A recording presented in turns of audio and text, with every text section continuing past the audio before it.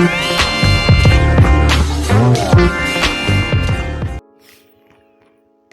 guys, kumusta? Welcome back to our channel. For today's video guys, share ko sa inyo na meron na tayong services online sa eGov.ph sa Play Store. I-download nyo lang siya, yung apps na to. Itong apps nito guys, makikita nyo ay meron tayong services, maraming services guys. Ito yung makikita mo.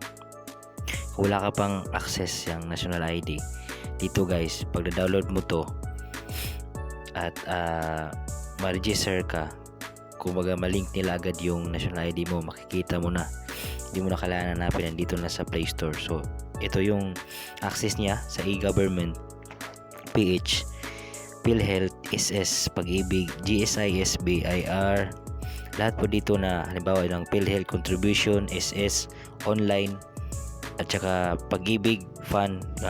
Malalaman mo kung nahuhulog ba yung mga employers mo na pinagtatrabuhan mo. Yan yung e-services ng application na to, apps sa e-government. So download mo to guys sa Play Store. Ako naka-download na ng e-government PH. So i-open natin guys, sample natin. So ito yun, eGov.ph. So may pin tayo dito guys. Yung pin ko, meron akong pin, dapat hindi mo pwede ibigay sa iba to. So yun guys, nandito na tayo sa apps na to. Ilagay ko ng pin, bawal makita sa iba. So yun, ito yung mga services niya sa e-government. So dito guys, click natin yung account. So muna tayo. Hindi, dito sa gitna. So inanap ko yung national ID ko. Di ko pa na-receive, pero pwede pala malink dito. Pwede mo makita dito sa e-government application o apps guys. Ito guys, ito dati pa tong doon ako nag-register sa Manila guys, pero yung address ko dito nilagay sa Bug. So makikita pa rin guys, na-link pa rin nila. So di na ako magproblema, dito na yung national ID ko. Kahit di ko pa natanggap, di ko pa na-receive, nakikita ko sa apps. Ito yun, yan, makikita mo guys, yan.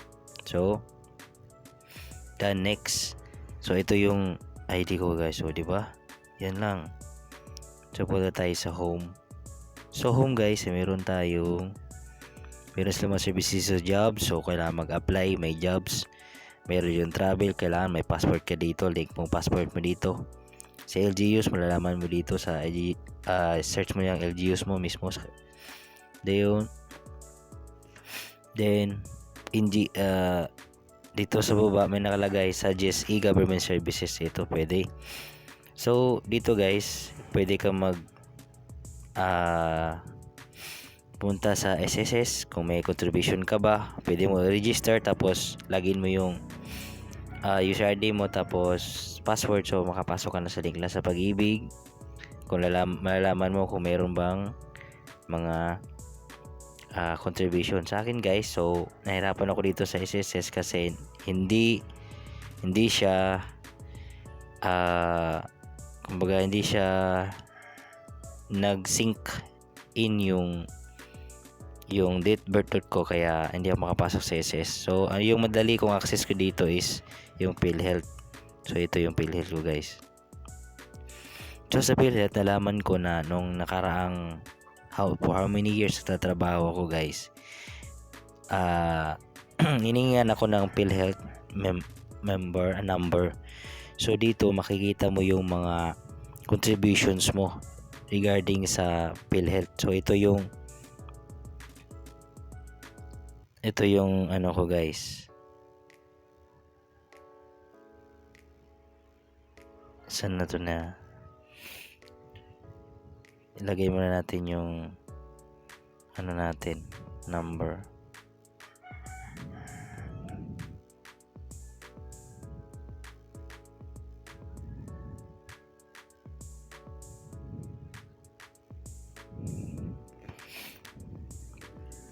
So may OTP, hintayin natin yung OTP ng ano.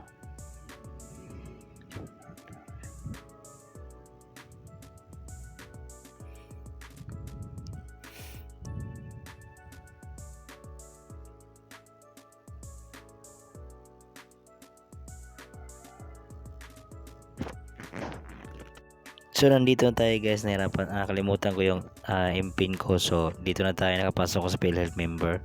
Continue to my account, check natin. Ito yan. Ito yung ano ko guys, yung mga contribution ko dati pa. Hindi pa, information para to, profile. So dito tayo, click natin yung contributions. So all of my contribution guys, ito yun guys. So ibig sabihin, napasok yung lahat ng mga pinasok na mga employer ko, nag-share na employer ko dito sa PhilHealth.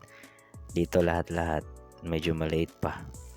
Yan, ibig sabihin napasok yung mga dinidak ng employer ko. So yun lang guys, so di ba? Sana nakatulong sa inyo yung video na to guys. Gusto niyo mag-download nito, i-download niyo lang sa Play Store. So maliit lang yung MB niya. Dito lahat makita mo guys. So ito, bago pa lang download ko, sinishare ko lang.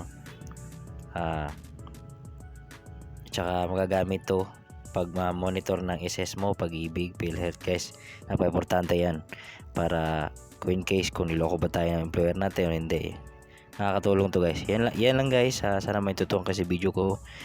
Don't forget to subscribe. Maraming salamat sa suporta guys. Thank you so much.